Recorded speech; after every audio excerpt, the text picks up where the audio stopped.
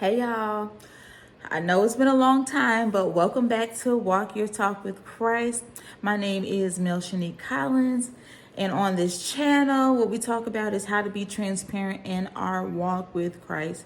We all go through things, and even myself am learning how to navigate and maneuver through those things successfully. So I know, guys, again, it's been a long time since I've been on this camera, since you have seen me in one of my videos. But God had given me a word last week, and I was so excited about it, and I shared it with my husband. And so as I was sitting at home today, and I was started to reread what I had read last week, so I wanted to share it with you all. And so basically, I'm going to give you a little bit of background information. I'm reading from Judges 7, but I'm going to give you a little bit of background information from anywhere from Judges 3 to Judges 6. So we all know how hard-headed and stiff-necked the Israelites have been. And after God had made the covenant with them, renewed the covenant with them, and told them that, he did not want them to worship any other gods or to create any other idols or else, the Israelites was like, okay, we got it. And as I started to read in Judges, they still were disobedient, rebellious, just drinking and, partying and worshiping other gods. All type of stuff, creating other idols. And every time they did that, God would give them into the hand of the next tribe, right? He would, just kind of take his hand off of them and give them into the hand of the next tribe. He would no longer allow them to possess anything, but that they would be possessed because of their disobedience. So this went on like for years and years and years. And when I say for years and years, it just was a back and forth thing with the Israelites and God. The Israelites would be disobedient. God would deliver them into the hands of, another tribe. The Israelites would reach out and cry out to God and say, hey, we're sorry. I promise we're not going to do the same thing. How many times of us have said that to God? Lord, if you get me out of this, I promise I'm going to serve you, right? And we don't do it. And so then God would send them a deliverer. When he would send them a deliverer, they would have peace over their land and they would still be, possessing land. But once their deliverer died, whoever God sent to deliver them, then they would go back into this state of disobedience and worshiping other gods and creating other idols. And so this went on for a while. And so one day, the angel of the Lord came up on somebody named Gideon. Now, Gideon was over in the field, just kind of, threshing wheat and minding his business. And so an angel of the Lord came and told him that he would be the one to be picked. He's up next to be the leader. And Gideon was like, how, Lord? Like, my tribe is the weakest of all the tribes. And basically God was like, don't worry about it. Like, I got you. Like, I'm telling you what you're going to do. And matter of fact, you all, let me read the exact words that he said to Gideon. Where is it? It is in Judges.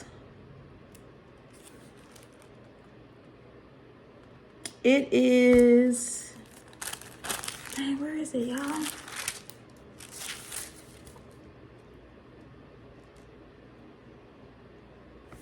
Okay, y'all, it is in Judges 6.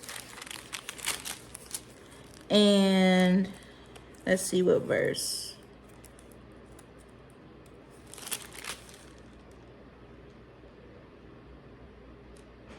Okay, it is in Judges 6 and verse 11. It said, the angel of the Lord came and sat down under the oak in Ophrah that belonged to Joash the Abezrite, where his son Gideon was threshing wheat in a winepress to keep it from the Midianites. When the angel of the Lord appeared to Gideon, he said, "The Lord is with you, mighty warrior."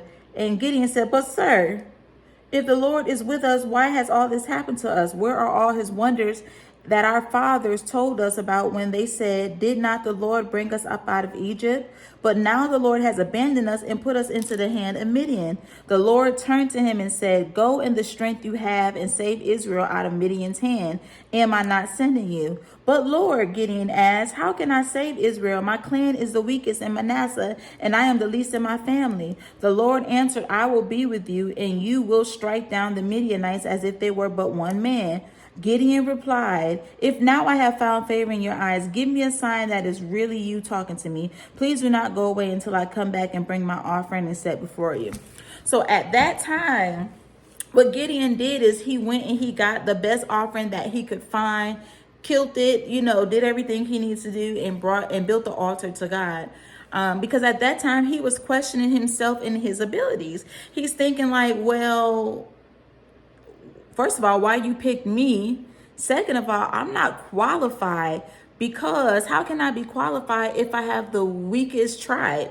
So he said, okay, well, let me see. Let me go ahead and make this sacrifice to you and build this altar to you, right?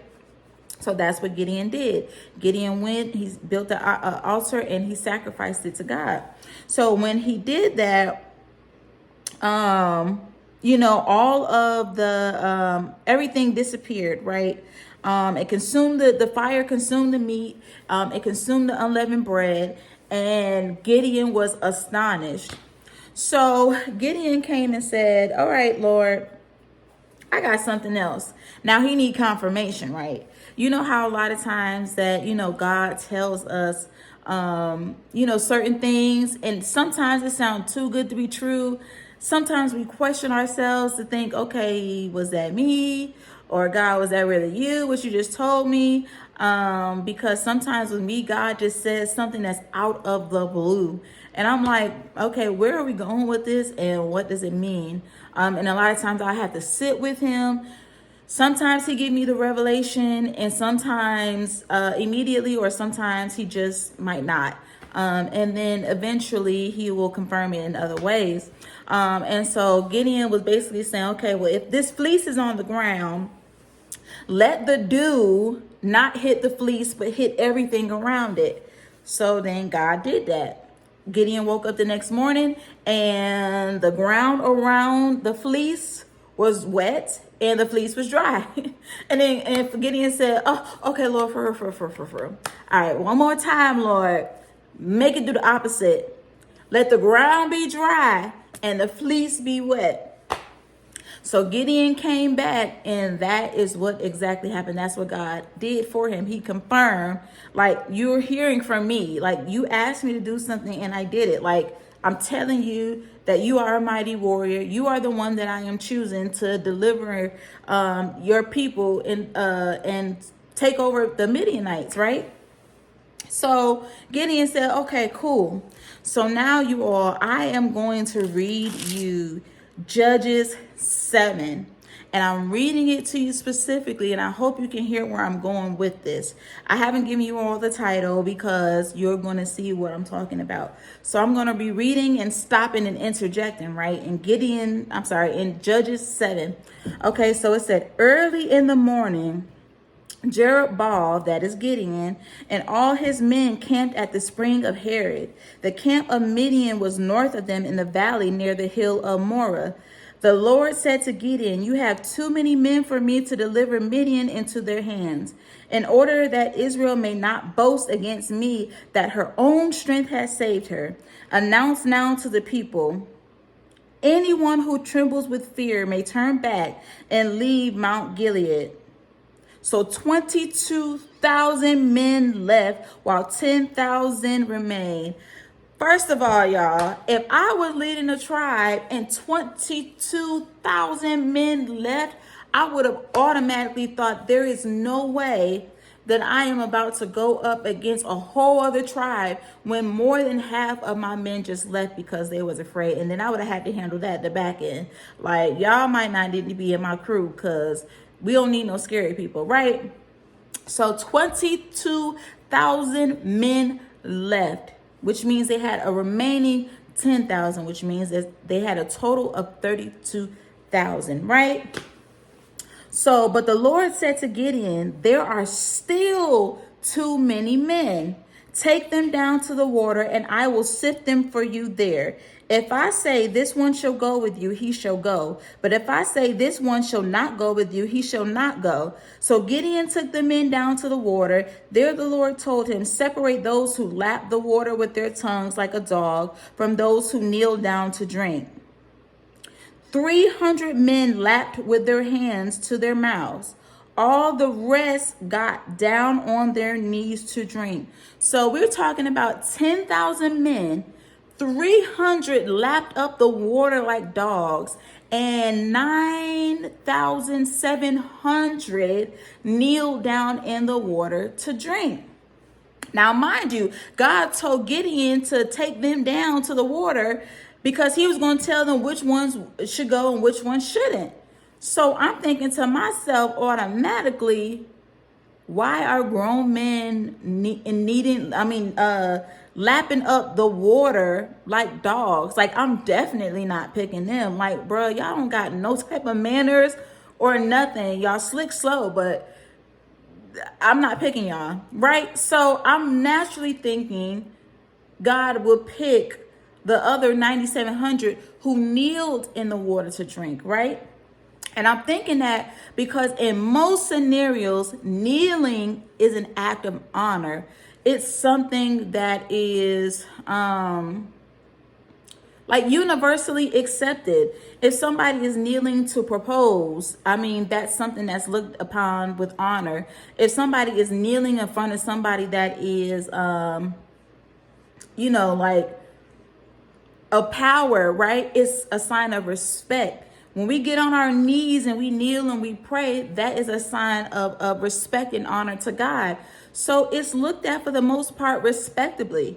So I'm thinking that, okay, and we got 300 that's lapping up water like dogs, but we got 9,700 other men that knelt down. I'm going with the 9,700. But let me continue reading, y'all. So we in Judges 7, and we are in verse 7. The Lord said to Gideon, with the 300 men that lapped, I will save you and give the Midianites into your hands. Let all the other men go, each to his own place. Excuse me, Lord. So you mean to tell me out of 32,000 men that you gonna give me the most retarded 300 of the group? That's lapping up water like a dog. Like, Lord, that don't make no sense. But let me tell you what God revealed to me in reading that. And baby, that's where we get into what the title is. The title is You Are Not Disqualified.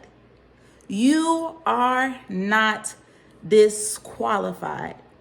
And God gave me that title because when I was reading it, like I said, I would have picked the 9,700 men, right? I feel like they got a little bit of sophistication. They got a little bit of swag. Like, they kneel down to drink. Like, okay, they some men that seem like they got their business together. Like, they know proper protocol, right? But God was like, no, matter of fact, I want the 300 that lap the water like a dog. And I was thinking like, Lord, well, why would you do that? That doesn't make any sense. And so God was telling me, he said, that's the problem. The problem is that most people would pick the 9,700, right? Because they're looking at the actions and they're looking at the quantity of people, not quality. They're looking at the quantity of people, right? So it's a big number of group and you thinking that you're going to fight a whole nother tribe. You need a lot of people. You don't know how many people they got. Certainly it's more than 300. Right? But God was saying that a lot of times we disqualify ourselves because we think about the sins that we did, the mishaps that we had. We condemn ourselves for the things that we've done in the present and in the past. And God was letting me know that I don't pick the ones that are the most articulate, that are the most educated, that are the most good looking, that have their stuff together, that are the most sophisticated. Why do I need to pick the ones that already think that they can do what they need to do without me? Why? I'm going to use the least. And I want you all to hear me when I say this. God is not talking about the least as if you don't have education or you aren't articulate or you aren't sophisticated. That is not what God is saying. But God is saying that he picks the people that have a spirit of humility. People that may deal with anxiety, people that may deal with doubt, people that may deal with worry, right? Because they already know, those people already know that they cannot do nothing in their own strength. So they're not relying on themselves, right? They're not relying on their ability to do or to go or to be because they already have doubt in themselves. And that's exactly who God wants to use. He doesn't want to use the people that's too proud or they have a haughty heart or people that think that they can do things and manufacture things in their own strength. No, God is saying I will use the least of those that already know that they can't do it themselves, because that is a perfect recipe for me to get my glory, to use those people. Because guess what? When I do the impossible in them, they will know that it is me. There will be no misconceptions. There will be nothing that will be misconstrued because they know that everything that I have done is not possible within their own selves.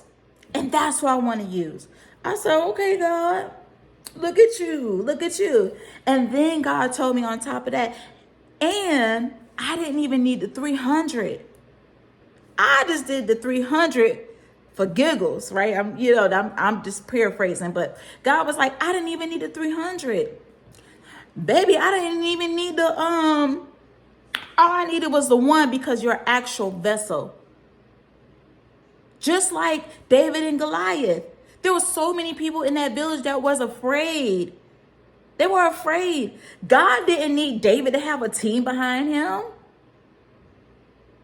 God didn't need David to have a sword and all these magical powers and fly up in the air and turn around 3 times and drop fire on him. God needed him in a rock. So God was letting me know that the problem is, see, you thought that I was going to use the 9,700 people because I needed the numbers. I needed the willing vessel. I needed the ones who knew that they could not do it. And maybe the ones that was lapping up the water did lack sophistication. Maybe they did lack, some type of honor or whatever the case was. But God said those people were perfect to me. They were perfect to me.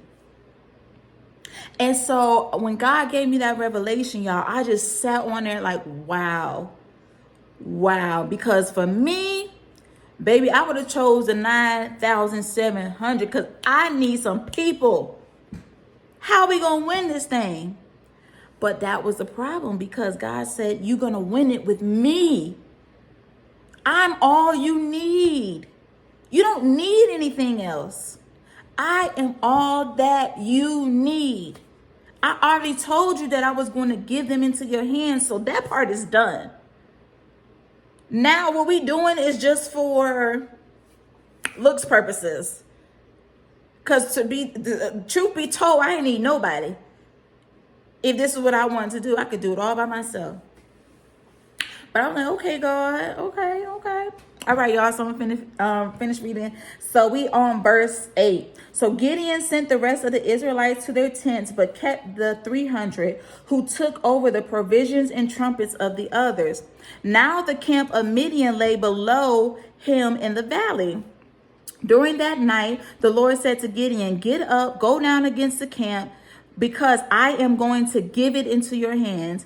If you are afraid to attack, go down to camp with your servant Purah and listen to what they are saying. Afterward, you will be encouraged to attack the camp. So he and Purah, his servant, went down to the outposts of the camp.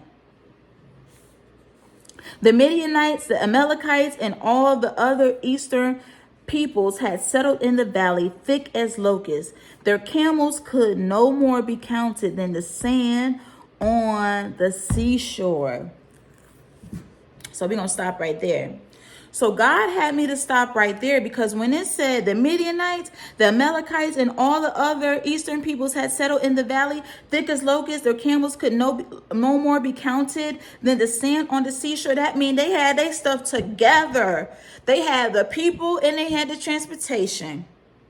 So when we start to look at that, if I was Gideon, I'd be like, so Lord, I need another confirmation because these people got the transportation that we do not have, and they got the people. And you mean to tell me you gave me the 300 slowest ones? How? But then again, this is what God let me know. Switch it around. A lot of times we get disqualified or we disqualify ourselves when it comes to the calling of God because we think we do not have what other people have. I don't have the credentials. I don't have the office. I don't have the looks. I don't have the education. I don't have the certifications. I don't have. And we start getting into what we can manufacture in our own hands. But why would God call you to something that he did not prepare you to do? One thing we got to start looking at is God don't need nothing from us but a yes. He don't need our education. He don't need our certifications. He don't need our looks. He don't need our house. He don't need our bank accounts. He don't need none of that. Have you all ever heard where God guides, he provides? God don't need nothing but a willing vessel who is surrendered to get what he wants to get done. That's it. But some of us, we look at these other things that people have and we start comparing ourselves. And when we compare ourselves, then here comes Satan like, baby, you don't got nothing. You don't got a man. Okay. You're half ugly. You're broke. You got 20 cents in your account. How you think you're going to do what God wants you to do? How, Sway? How? And the thing is, we be worried about the wrong thing. That is comparing ourselves. That is destruction at its finest. Because we don't know how other people got what they got. We don't know when God is going to bring them down or not, and not saying that he has to, but there are people that have obtained the things that they have not from God. So they will not have the ability to keep it. They won't. And guess what? And if the people that have the things that you aspire to have got their things from God, mind your business. Stop worrying about what people got. Because you don't know if you're doing what they did to get what they have. Worry about yourself. Worry about yourself. Right? So we're going to keep reading, y'all. We're moving on to verse 13. So Gideon arrived just as a man was telling a friend in his dream. I had a dream, he was saying. A round loaf of barley bread came tumbling into the Midianite camp. It struck the tent and with such force that the tent overturned and collapsed. His friend responded, this can be nothing other than the sword of Gideon, son of Joash the Israelite. God has given the Midianites and the whole camp into his hands. So when God told Gideon to go down to the camp with his servant Purah, there he will be encouraged. God was basically saying to him, look, you're going to get a confirmation that you didn't even ask for. That again, what I told you to do is going to happen. It's going to happen. And so when we start disqualifying ourselves because of our own sins and because of the things that we think we don't have and because of the things that we think that we need to be, and then we start comparing ourselves to our peers and other people that are in places that we want to be. God said, worry about yourself. I'm going to give you a confirmation to the things that I already told you that I'm going to give you. It's going to happen for you. There is nothing that we do that can disqualify us from receiving what God told us that he's going to give us. So Do you think that the sin that you commit, that it caught God off guard, and God was like, hold on, I didn't know they was going to do that. Cross the name out. Hold on, I didn't know that was going to happen. Cross the name out. No. Now, we can delay it. Absolutely. We can absolutely delay the promises of God by reaching and going back into sin, doing stuff we ain't got no business doing, doubting. And let me take a little quick stop, y'all, right quick. So I was watching a deliverance video the other day, and this African American man, he was young, he was like in his 20s. He had went up to be delivered. And when he went up to be delivered, there was a spirit of witchcraft that was on him from Africa, because that's where he was born. That's where he's from, that traveled down from his father's family. And so, I don't know if y'all seen, it's this man named Daniel. I can't think of his last name, but he does deliverance videos and stuff like that on YouTube. And so the spirit was real stubborn. It was trying to convince him why he should stay, why he loves being in the boy, where he came from, how he got there, and all this other stuff. And so as Daniel was commanding the spirit to leave, the boy starts talking, kind of going back and forth. And the reason why I wasn't leaving was because the boy said it. He said that he don't think that God could do it, because what he was experiencing was something that he felt like was too big. The weight of demonic spirits attached to you, it was too big. And so what Daniel had to do was stop talking to the demon and start talking to the boy, and told him that he has to believe. He has to want to be delivered, because him doubting is what's keeping the demonic spirit attached to him, and he won't get his deliverance that way. And so when the man confessed, that he really believed that God can do it, that's when the demonic spirit started to come out. And what I realized in that video was that doubt is so powerful. Because I was thinking to myself, if there is a demonic spirit in this boy, then the man don't want it. That was very clear, but he was doubting that God couldn't do it because of what it looked like, because of the amount of power that he felt that was over him. He felt like this might be too big for God, and that, if this is too big for God, then this demonic spirit might not never come out.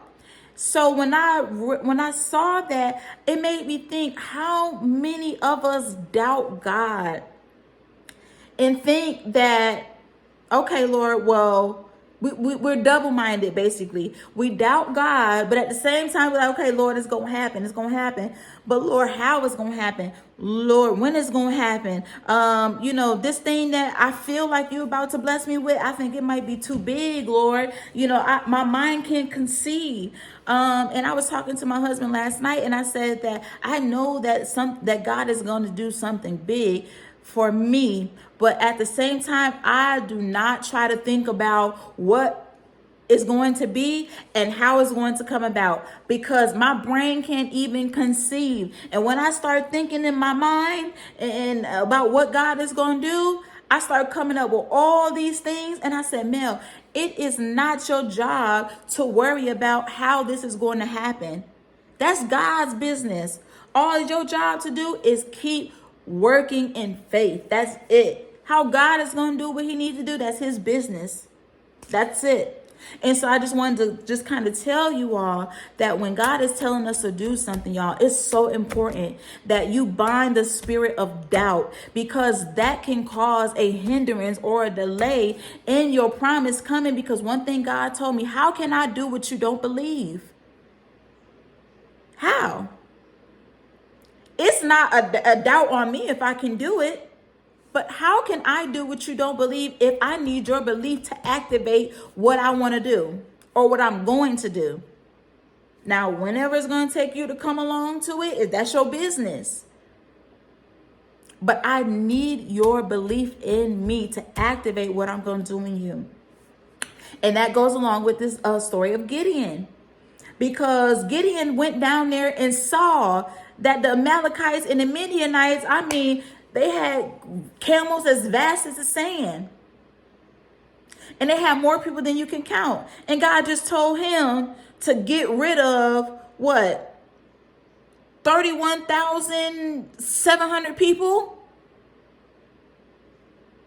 I'd be like, hold on, Lord. You just told me to get rid of 31,700 people, and I got a good 300. And these people, they stacked, right? If I wasn't in my right state of mind, that could have caused me to doubt. But God used that moment to encourage Gideon. He used that moment to encourage Gideon. But let's keep going, y'all. All right, so verse 14, his friend responded, this can be nothing other than the sword of Gideon, son of Joash, the Israelite. God has given the Midianites and the whole camp into his hands. When Gideon heard the dream and its interpretation, he worshiped God. Hold on, y'all. When God is giving you confirmation of the things he's going to do, your only job is to worship him. Not complain. How long? When is it? Why it's taking so long? Not to sit there and murmur. Not to start doubting because you ain't seen it yet. You worship him. Worship confuses the enemy. Worship confuses the enemy, but it also replenishes you. I'm telling you from what I know. It replenishes you. And in that moment, could Gideon have gotten afraid from what he saw? Absolutely. But he didn't let the circumstances dictate the truth. Circumstances are fact, but God is truth. Circumstances are just what you see. But God is the truth that you know. Okay? So, when Gideon heard the dream and its interpretation, he worshiped God. He returned to the camp of Israel and called out, get up, the Lord has given the Midianite camp into our hands. Hold on. Now, natural people looking from the natural eye, he giving what? How? We ain't even fought yet. How he give the Midianites into our hands? We haven't even fought yet. But see, that's the beautiful thing. That's why God said to be of good cheer, for I have already overcome the world. That means every trial, temptation that we could face, that God has already overcome it. So by default, we already got the victory. So what are we scared about? We already have the victory, okay? We already are the winners. That's why you have to know whose you are and who you are in God. Because Satan will try to just come in and just discourage you. How you know you're going to do that? You know you ain't got no degree. You know you're scared to talk in front of people. You know you can't sing. You know you almost got a divorce. You know you only got $1 in your account. You know. And that's when you start hitting Satan with, you know who my Father is. You know that I have the power and the authority to trample over serpents and scorpions, and that nothing shall by any means hurt me. You know that my Father already overcame everything, so I already have the victory. Okay? Girl, start telling Satan what you know. Okay, because he'd be so quick to accuse you and tell you what he think he know. Okay, but God has given you the power and the authority. You don't have to be afraid. God did not give you the spirit of fear, but power and love and a sound mind. So start talking back to Satan and his little demons and tell them, well, bro, do you know? Okay. Don't get me started, y'all. Okay, so he said, get up. The Lord has given the Midianite camp into your hands, dividing the 300 men into 3 companies. He placed trumpets and empty jars in the hands of all of them with torches inside. Watch me, he told them. Follow my lead. When I get to the edge of the camp, do exactly as I do. When I and all who are with me blow our trumpets, then from all around the camp, blow yours and shout for the Lord and for Gideon. Stop right there. So what Gideon did was give them instructions on how they were going to obtain the victory. Okay, not because he needs to give them instructions just to see if they was going to win. They were already going to win. But he said, this is what you need to do. This is your preparation. So when God confirms things that he has given you, dreams and promises that he has given you, he will give you a set of instructions to complete that thing to victory. God is not going to come in and tell you and show you something and then walk out and be like, I don't know how you're going to get it, boo, but do your best. No, God is going to give you a strategy. He's going to give you details. He's going to give you instructions, but you got to do what he's telling you to do. You got to be obedient. Okay. So Gideon and the 100 men with him reached the edge of the camp at the beginning of the middle watch, just after they had changed the guard. They blew their trumpets and broke the jars that were in their hands. The three companies blew the trumpets and smashed the jars, grasping the torches in their left hands and holding in their right hands the trumpets they were to blow. They shouted, "A sword for the Lord and for Gideon." While each man held his position around the camp, all the Midianites ran, crying out as they fled. When the 300 trumpets sounded, the Lord caused the men throughout the camp to turn on each other with their swords. The Lord caused the men throughout the camp to turn on each other with their swords. The Lord caused the men throughout the camp to turn on each other with their swords. So Gideon sent them out, but the Lord came in there and did his thing. Okay? He came in there and made sure that what he said was going to come to pass. That's why it says that God's word will not return to him void, that he watches over his word to make sure that it is accomplished. When God say a thing, baby, he say a thing. Okay, it means that when God says something's going to happen, it's going to happen. It be us that be getting all in our feelings and be getting caught up because we want it right now. And y'all, I'm guilty of that. So I know I ain't the only one out there. I'm guilty of that because God had to work on me in this season with patience because I want my stuff now, okay? Don't tell me that you finna do X, Y, and Z and I don't see it by the night. Because I'm going to have a whole attitude that I'm going to have to repent. Because I'm like, Lord, you said 3 hours ago, y'all, even with my own son, I do not tell my son things that we're going to do ahead of time. I try my best to tell him right before we gonna do it, or even a couple hours before we gonna do it. Because if I tell my son that I'm gonna do something that he loves to do, and let's say it's tomorrow, he will say, okay, is today tomorrow? Is it now? Mommy, can we go? Mommy, you said, I said tomorrow, but why we can't go today? But I'm grown. That's how I be with God. But Lord, you said, Lord, why can't I have it now? Lord, why? Lord, I want it now, Father. And so, y'all, it said the Lord caused the men throughout the camp to turn on each other with their swords. So God is going to do his part. Don't you worry. God is going to do his part. You do your part, God's going to do his part. Gideon couldn't have been like, all right, Lord, well, just bring them to our camp when you're ready. I'm going to sit here and watch you do what you got to do out there. Magically bring them to us and we'll be cool. No, God needed Gideon to do certain things to make the promise happen. And when I say make the promise happen, I mean that God is expecting you to do your part. He gonna do his, but you got to do yours.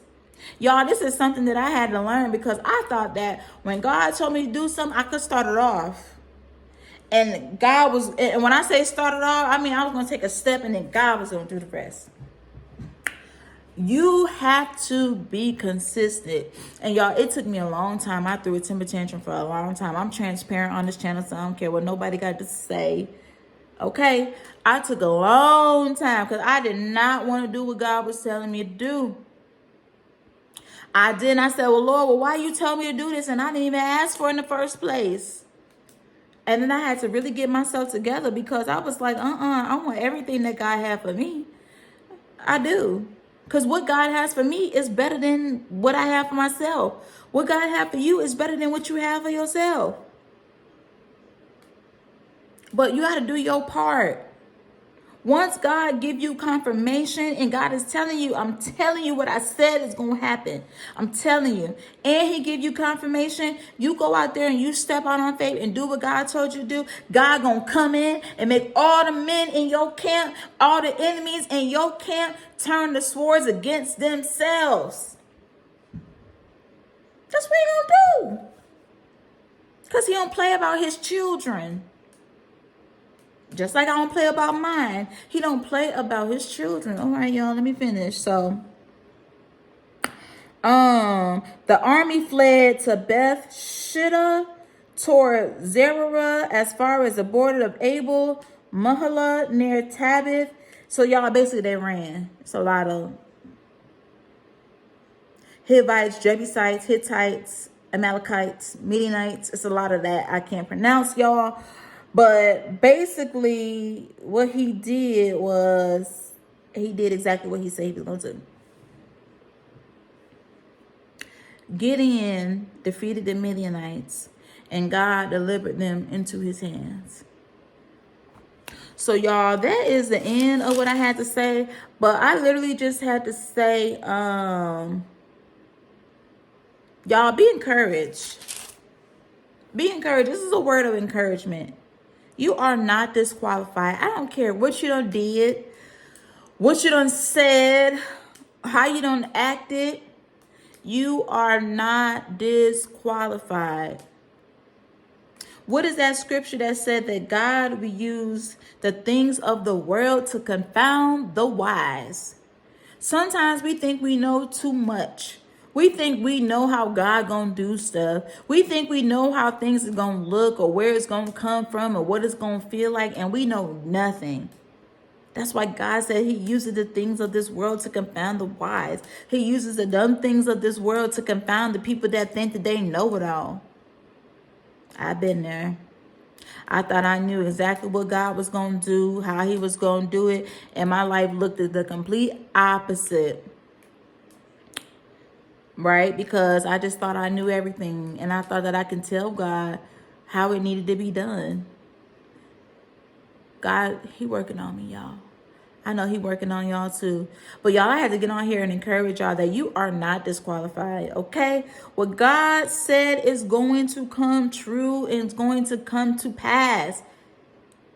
I mean, and I hate saying the catchy phrase is, you can take it to the bank, but baby, you could take it to the bank. You could take it to Satan in his face. You could take it everywhere. That what God said is going to happen, it's going to happen, and that's that. So be encouraged. Remember what God told you. Write it down. Make it plain. What is it? Habakkuk 2:2. 2:3. Okay? Second chapter, verses 2 and 3, I think. It's right. It's right. But I'm telling y'all, be encouraged. What God said is going to happen is going to happen. I don't care what the devil say. I don't care what your mama and them say. I don't care about people looking at you crazy. God don't even care what you say. Because you can't stop the blessing that's about to be on your life. Okay? All right.